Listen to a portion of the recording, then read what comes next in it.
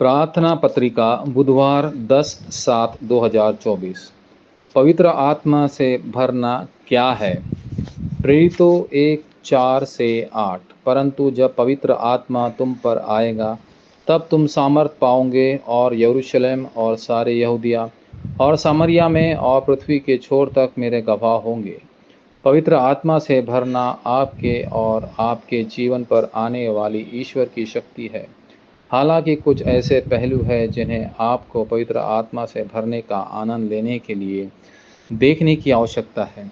सबसे पहले यह केवल की शक्ति है, इसलिए आपको सीमित एकाग्रता के लिए आराधना करने की ज़रूरत है, जो केवल की तलाश करती है, चुनी हुई एकाग्रता जो अद्वितीयता को देखती है और एकता एकाग्रता को पूर्ण निर्माण का आशीर्वाद है। दूसरा, यह सिंहासन की शक्ति है। यह सिंहासन के 9 आशीर्वाद प्राप्त करने और 3 युगों का गवाह बनने की शक्ति है।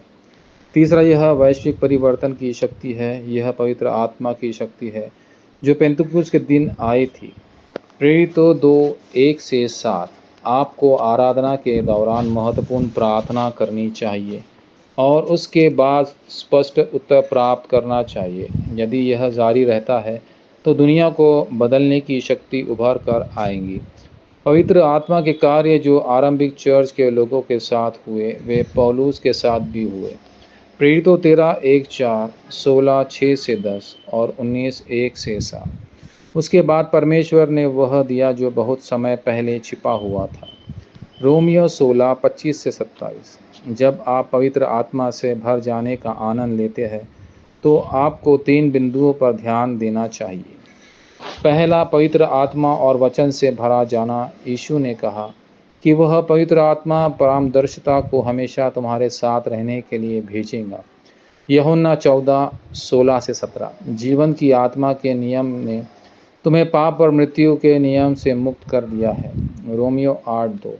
यीशु ने कहा कि वह हमेशा पवित्र आत्मा के माध्यम से तुम्हारे साथ रहेगा, इसलिए पवित्र आत्मा की पूरी शक्ति वचन के माध्यम से तुम पर बनी रही चाहिए।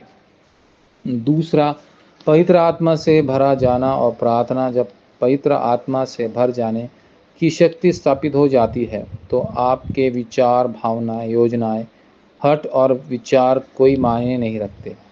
प्रचारक पौलुस ने कबूल किया कि वह मसीह को उसे देने के लिए परमेश्वर का आरंभी था जो बुराई करता रहा। रोमियो 10:24-25। प्रार्थना ही वह है जो आपको उसे महसूस करने में मदद करती है।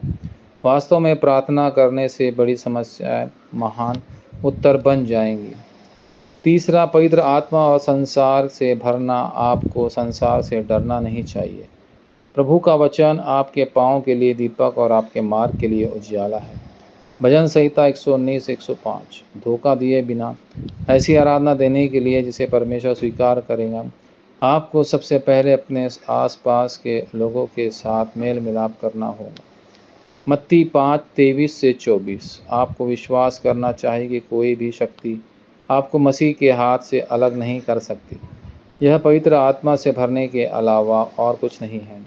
रोमियो 8:31-29। आपको आत्मा की आग को बुझाना नहीं चाहिए। पहला थिस्सलुनीकियों 5:19। या परमेश्वर की पवित्र आत्मा को दुखी नहीं करना चाहिए। इफिसियों 4:30। इसके अलावा आपको जो आपके है उसे खत्म करना चाहिए। अपने विचारों को बदलना चाहिए, परमेश्वर की चीज़ों की तलाश करनी चाहिए और उस नाम का आनंद लेना चाहिए। फिलिपियों 3:8-21। जो सब कुछ उसके नियंत्रण में लाता है। गलतियों 2:20। वाचा प्रार्थना। प्रिय परमेश्वर, मुझे वह नाम देने के लिए धन्यवाद जो सब कुछ उसके नियंत्रण में लाता है।